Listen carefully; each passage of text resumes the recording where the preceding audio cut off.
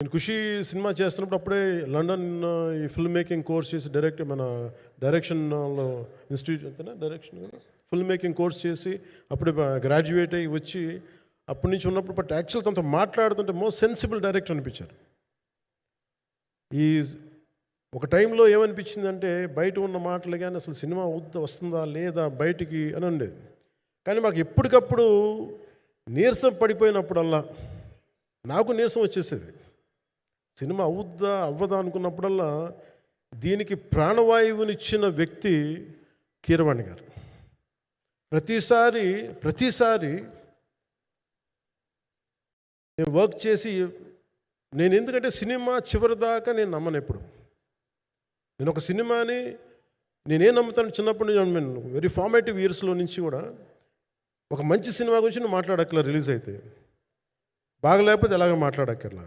అందుకే నేను ఎప్పుడు సినిమా క్వాలిటీ మీద దృష్టి పెడతాను తప్ప ఇంక మిగతా వాటి మీద మాట్లాడను. అందుకే నాకు ఎప్పుడు ఈ మాట్లాడటం అనే దాని మీద ఎప్పుడు దృష్టి పెట్టలేం. కానీ ఫస్ట్ టైం ఈ సినిమాకి చాలా అవసరం అనిపించింది. ఎందుకంటే ఒక నిర్మాతలు కనుమరుగవుతున్న ఈ సమయంలో ఒక బలమైన సినిమా తీసి ఒడిదుడుకుల్ని తట్టుకోగలిగి ఒక నిర్మాత కనుమరుగవ్వకూడదు.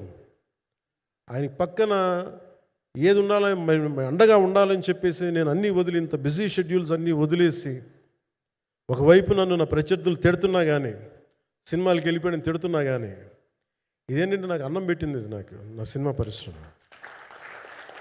అంటే ఇక్కడున్న మిత్రులందరూ కూడా చాలామందికి నేను ఇండివిజువల్ ఇంటర్వ్యూస్ ఇచ్చాను. నేను చాలాసార్లు నాగేంద్ర కానీ మీరు కానీ చాలామందికి వీళ్ళందరికీ చాలామందికి నేను వ్యక్తిగతంగా తెలుసు.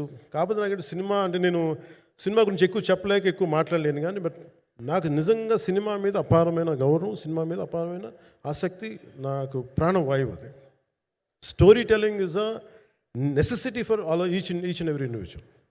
సో సినిమా అది మనకు కల్పిస్తుంది, సినిమా మనకి అలాంటి. కానీ ఈ సినిమా ప్రత్యేకించి చాలా ఛాలెంజింగ్ సర్కమ్స్టాన్సెస్లో, చాలా ఒడిదుడుకుల్లో, యాడ్వర్స్ కండిషన్స్లో కూడా మనస్ఫూర్తిగా దీన్ని ముందుకు తీసుకెళ్ళి ఆర్థిక ఇబ్బందులు ఎన్ని వచ్చినా కానీ, అంటే నాకు పొలిటికల్గా పేరుండొచ్చు, దేశవ్యాప్తంగా నేను తెలిసి ఉండొచ్చేమో, కానీ సినిమా పరంగా వచ్చేటప్పుడు నేను చాలా హీరోస్తో కంపేర్ చేస్తే వాళ్ళందరికంటే చాలా తక్కువ నేను. సో దానికి ఉండే ఇబ్బందులు దానికి ఉంటాయి.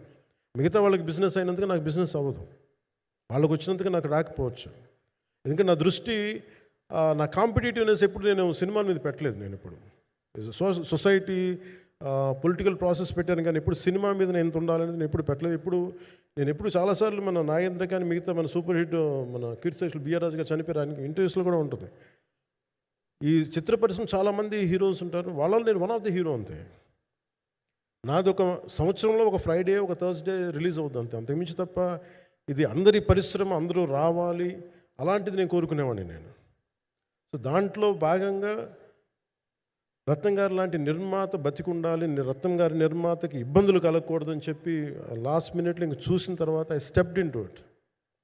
నేను భుజాల మీదకి తీసుకున్నాను ఇది. క్లైమాక్స్ని ఎలా భుజాల మీదకి అంటే, ఎందుకంటే ముఖ్యంగా ఇక్కడ ఇది ఇంకొక బలమైన స్టార్ కాస్టింగ్ చాలా బాగా చేశారు. ముఖ్యంగా బాబీ డియోల్ గారిని అంటే ఈరోజు చూస్తుంటే నాకు అదే అనిపించింది. ఈరోజు మన ప్రెస్ మీట్ కూడా నేను వచ్చాను. అందరూ ఎంత బిజీగా ఉన్నారని కొన్ని రాత్రుల నుంచి నిద్రలేదు.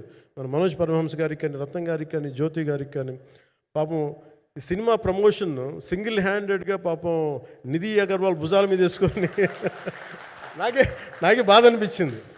పాపం ఒక అమ్మాయి తన కెరీర్ తను చూసుకోవాల్సిన అమ్మాయి కూర్చోబెట్టి నాకే సిగ్గు అనిపించింది. I have to truly appreciate you. అంటే చాలా పాపం అన్నీ వెళ్తూ ఉంటే నాకు ఇదేంటి సినిమాని అనాథలా వదిలేశారండి అనిపించింది. సో నాకేమనిపించింది, ఈ సినిమాకి ఎవరు అనాథలా వదలలేదు, నేను ఉన్నానని చెప్పడానికి వచ్చాను ఈ రోజున.